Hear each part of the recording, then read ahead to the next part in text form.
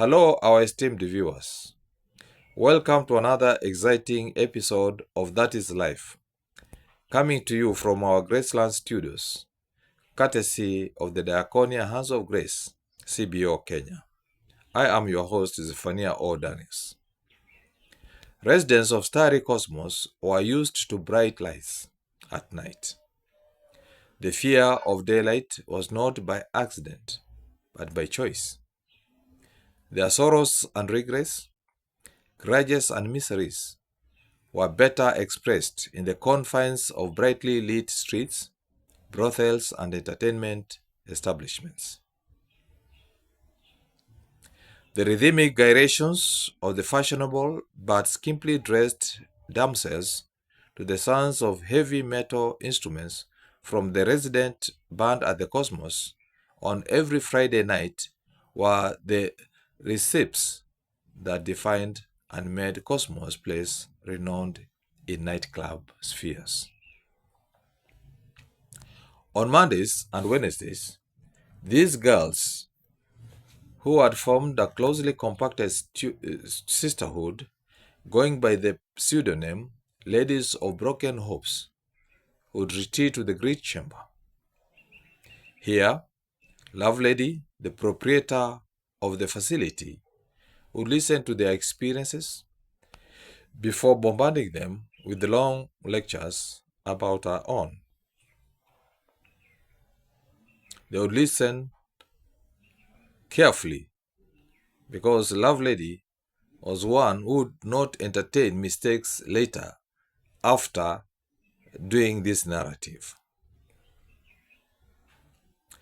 The message from this lady was always one, and that was, all men are unreliable lot, highly egoistical, and maniacal creatures who always prided themselves with mainly juvenile libido and penile theatrics, and if and when the opportunity arose, they should be hit where it hurt most, the ingredients of their pride. Lovelady spoke from experience.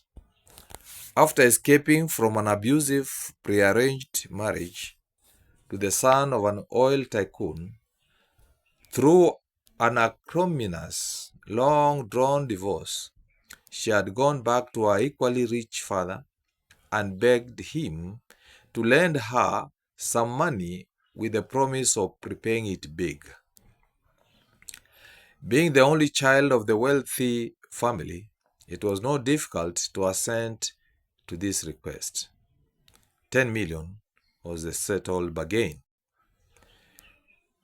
With the kind of money safely tucked in her bank account, Lovelady was ready to launch her revenge operations.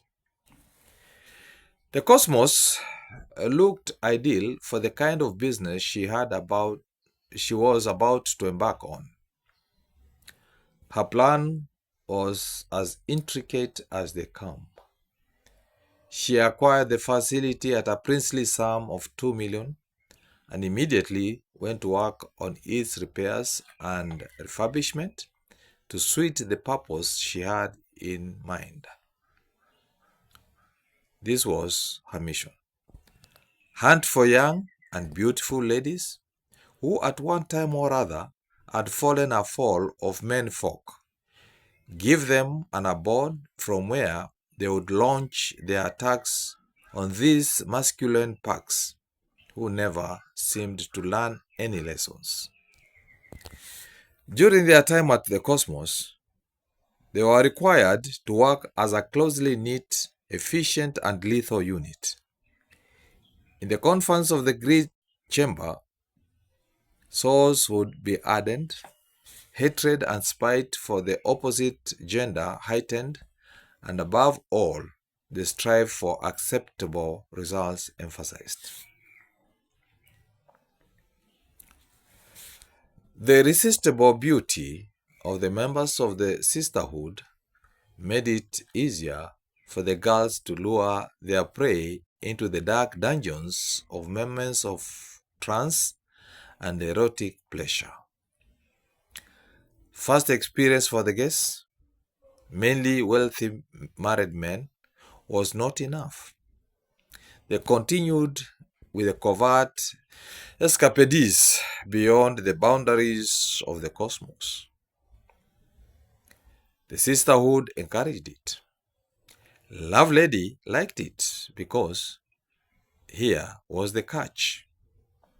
Smitten men would be seen rendezvousing with the cosmos beauties in high-end eateries on weekend nights. Shopping at upmarket facilities was not uncommon. In fact, the men insisted to take out the daughters of Eve and splash their money on them. One thing would lead to another, and sooner than later, the demand for the goodies and cash will move to the other side.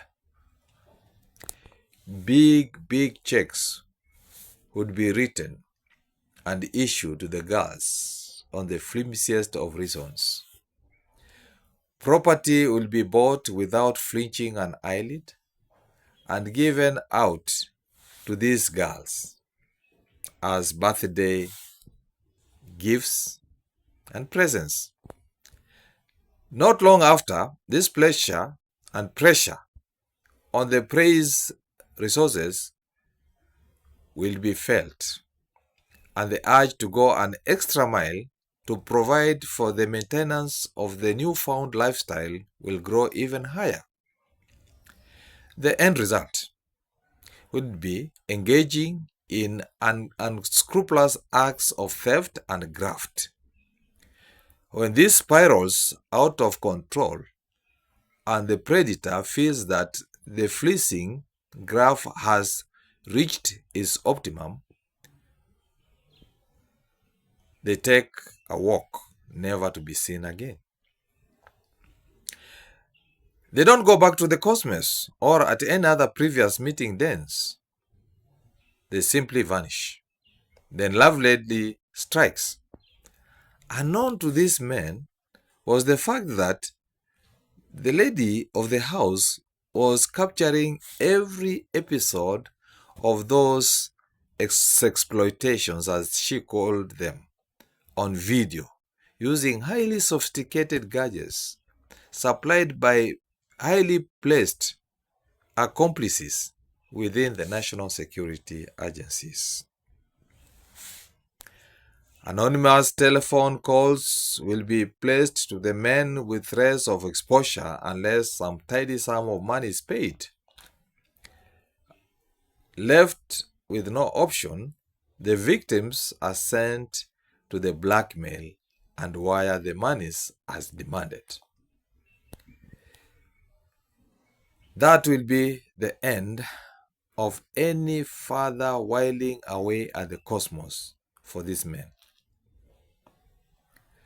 The predators, sure that their victims will never show their faces again at the formers aboard, they make a beeline back to the sea, that is the cosmos, to continue their business as usual.